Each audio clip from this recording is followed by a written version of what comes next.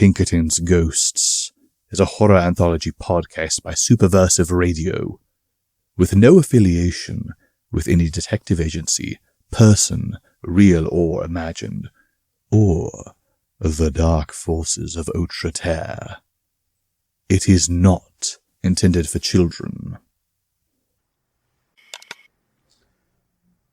Jack Morrow here. We held 6 funerals. One of them was real. I didn't want to make it too easy on anyone watching me. Control was nice enough to ride with me for a bit. I think she was worried about me. My mood was black as pitch. Rage bubbled underneath my mind.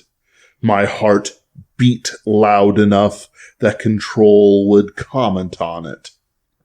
I needed to kill something. Someone.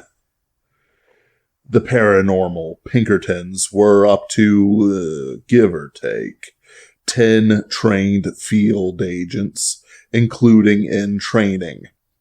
I gave the old Shawnee the newbies training regimens.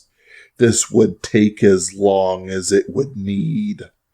They'd suffer for it, but I planned on mentoring them. Well, I've been saying a lot of things. Look, Christians have nothing to do with hell. The separation from God is not our fate.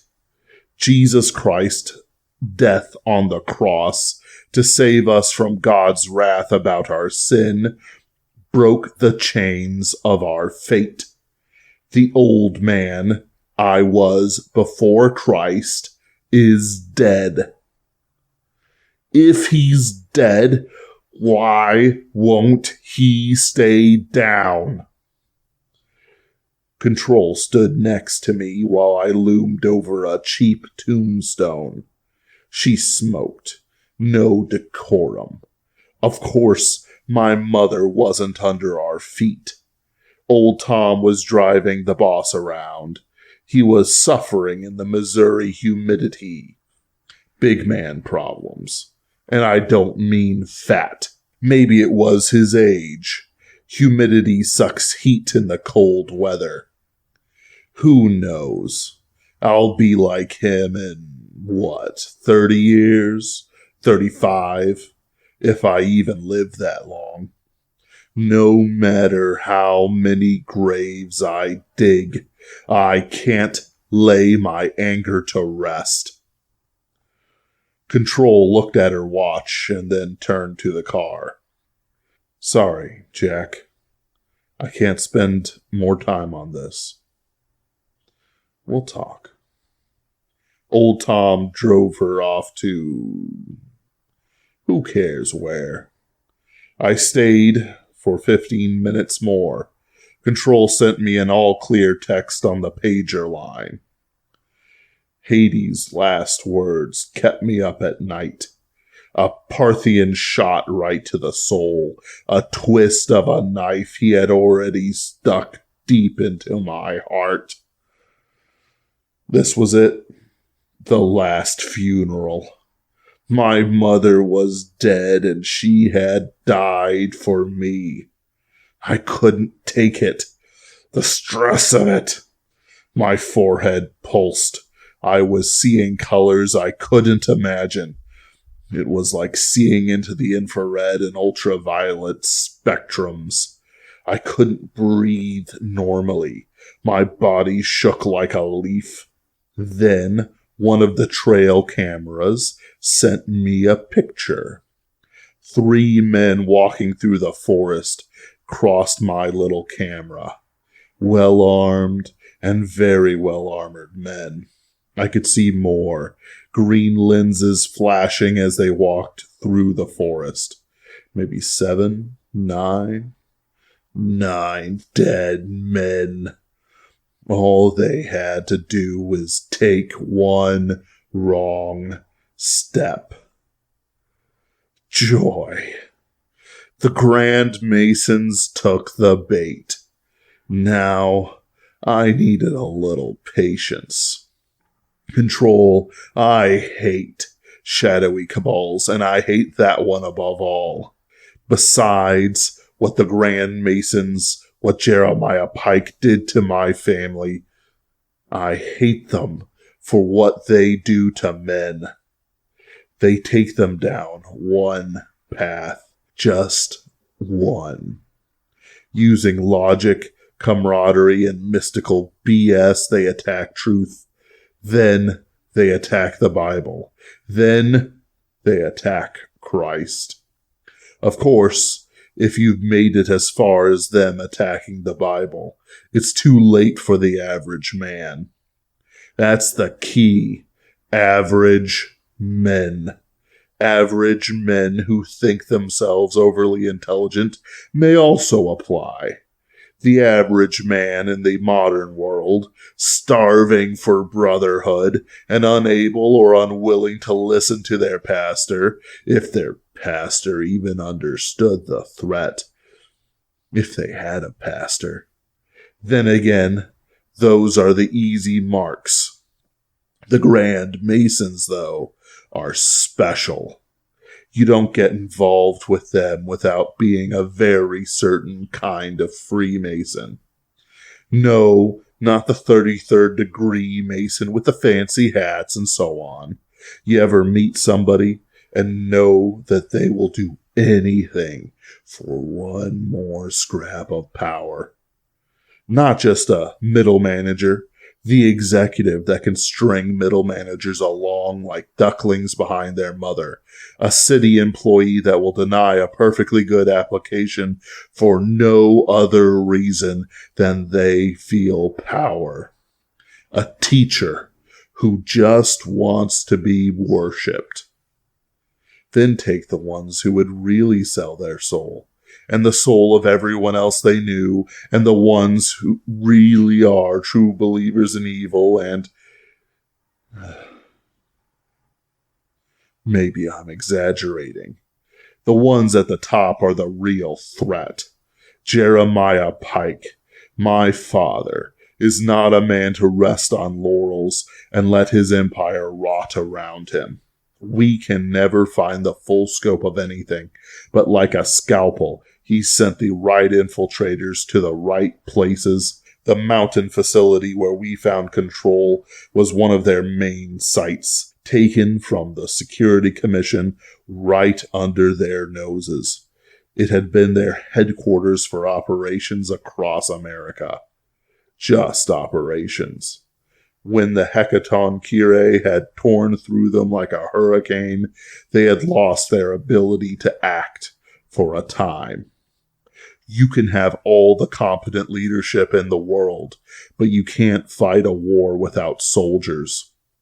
We found journals, emails, and more. I've read them all. It's the same in each one. No conscience, no acceptance or questioning of their deeds, not a single one. After their entrance into the hell world of the Grand Masons, none regret taking their ticket. Even the ones with families, even the ones who directly knew people suffering from Grand Mason schemes, even the ones harming the children. Not one regret.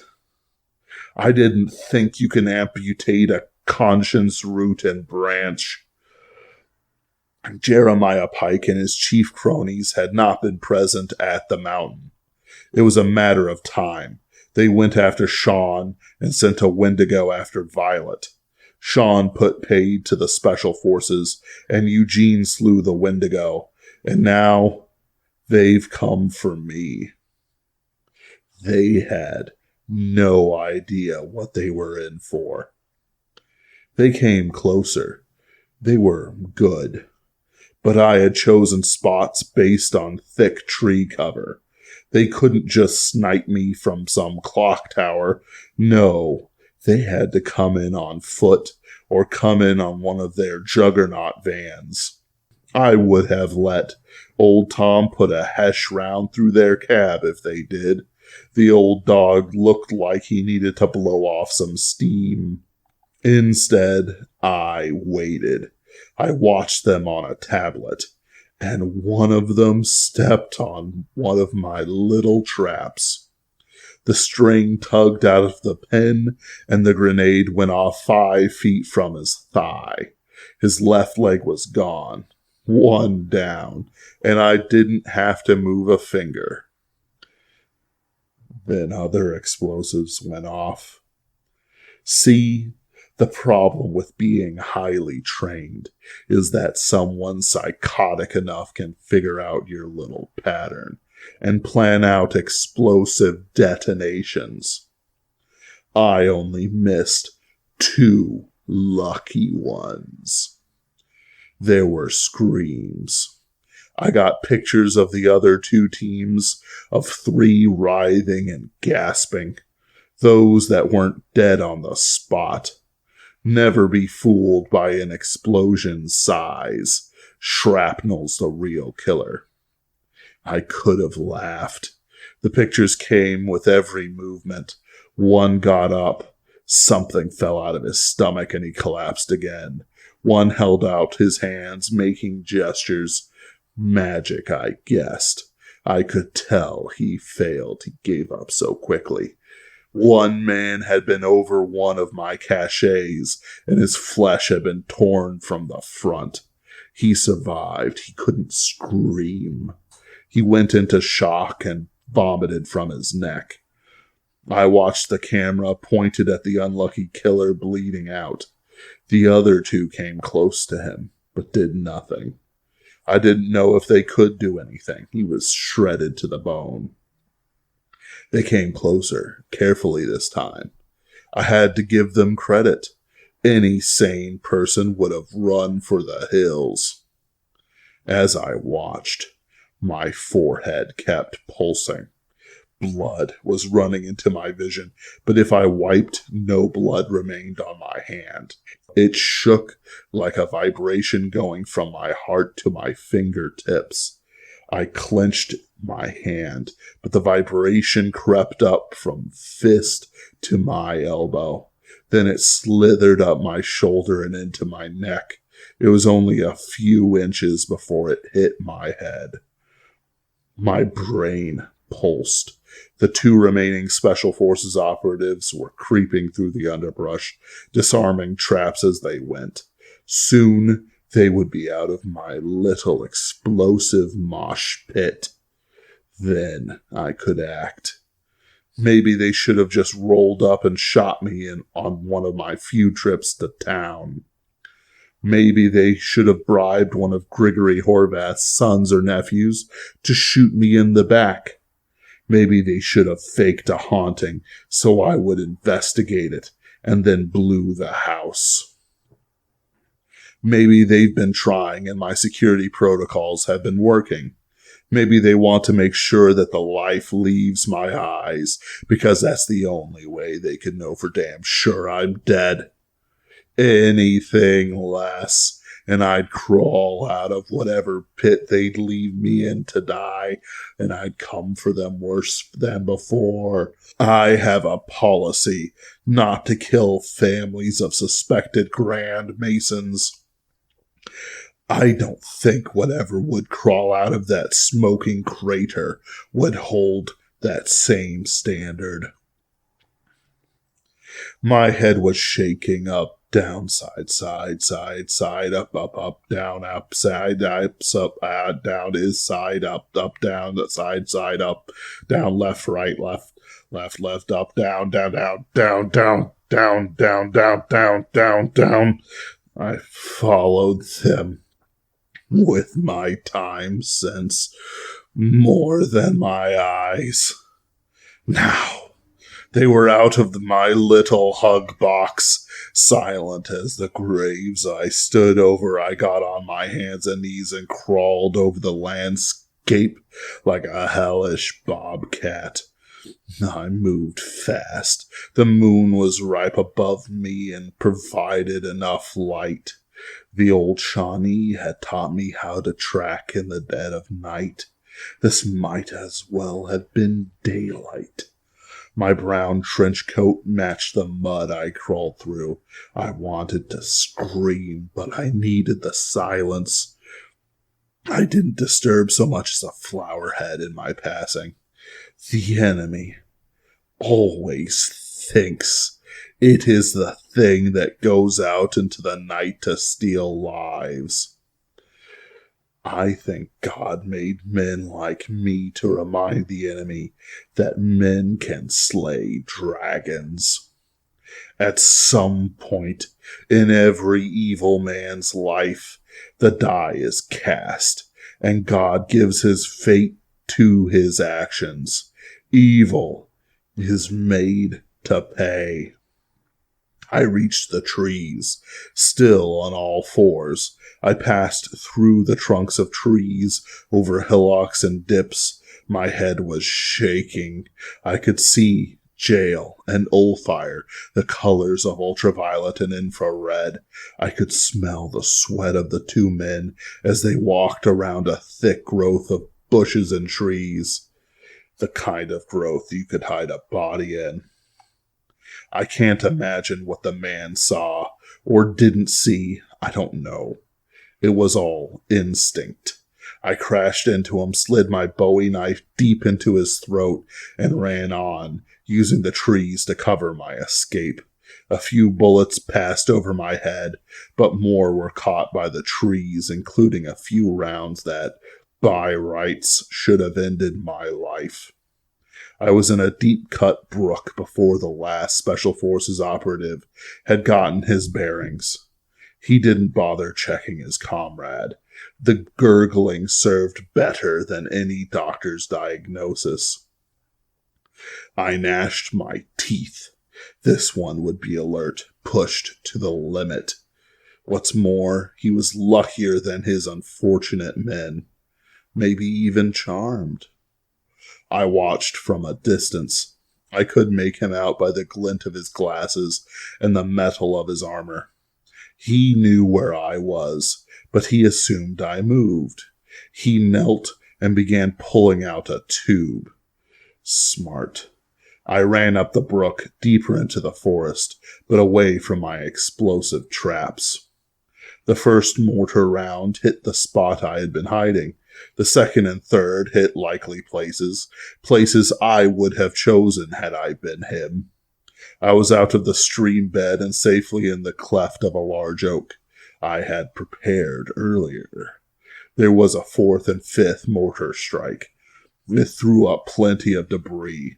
I moved from the oak and into the dust clouds that the explosives had thrown up. Mud was everywhere, the craters nice and deep.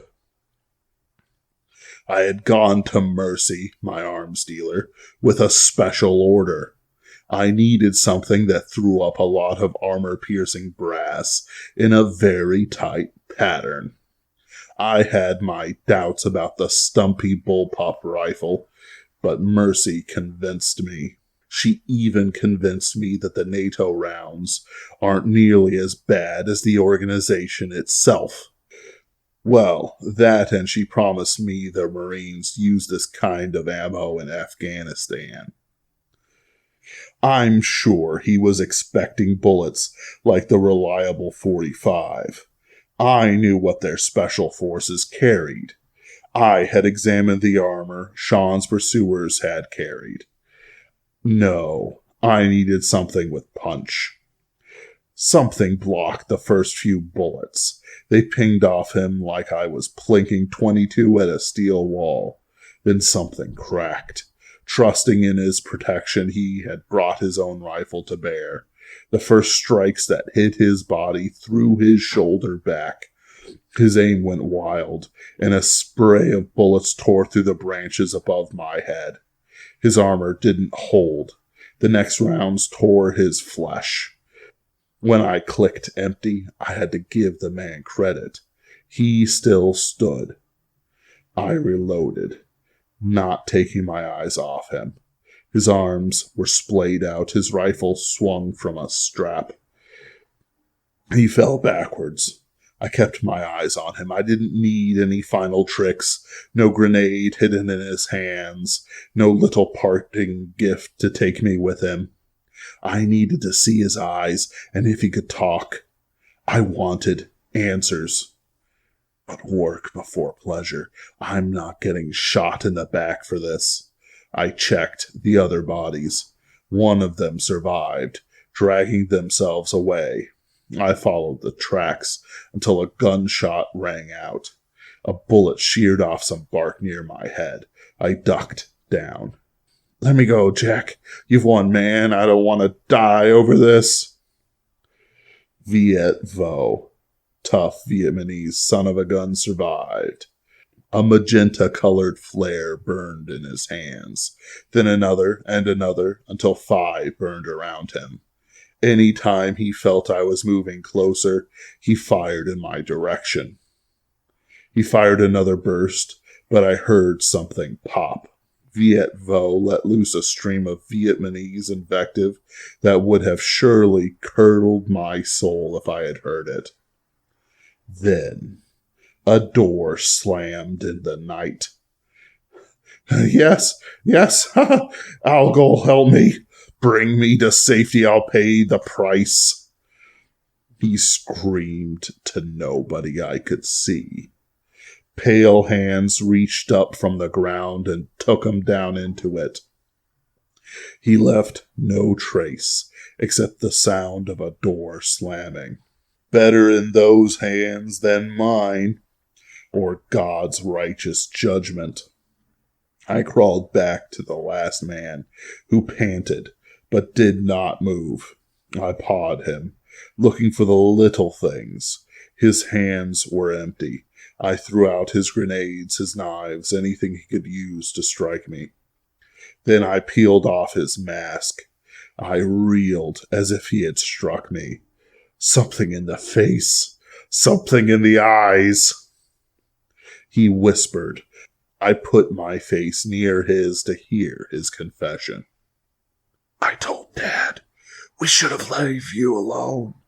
You're not sane. You could have killed yourself for us.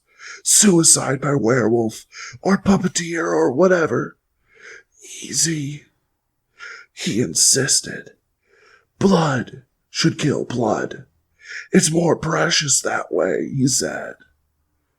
I told him that you'll kill us all. You'll have the power for it. Tactics and training only take men so far. You don't go down Dell and come out singing without becoming a changed man. Without getting something out of it. I never could go down like you did. Like Dad did. You're going down there now. My half-brother smiled. Ain't the same. And he died. Maybe I should have wept over him.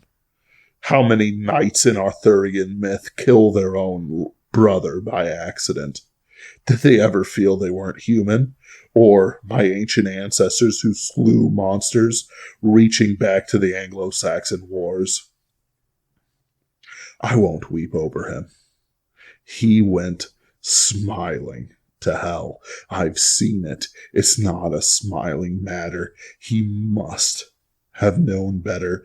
He's going down into the pit. An ancient Greek who never knew Jesus has different rules than a man who knew better. Same place in the end, though. I buried him. The rest, let them haunt me. They'll feed the insects and carrion creatures. There's purity in that. I need some time control. I'll do the trading, but something sickened me. I want to vomit, but I can't. Something's sick. I can't stand it. I should have asked for help. I could have walked out of there any time. Hades told me. Something tells me that it was true. I could have asked for help. I should have asked for help. I should have prayed for deliverance for me and my mother. It would have come. It would have been nothing to escape. After all, there are no locked doors in hell. Jack Morrow. Out.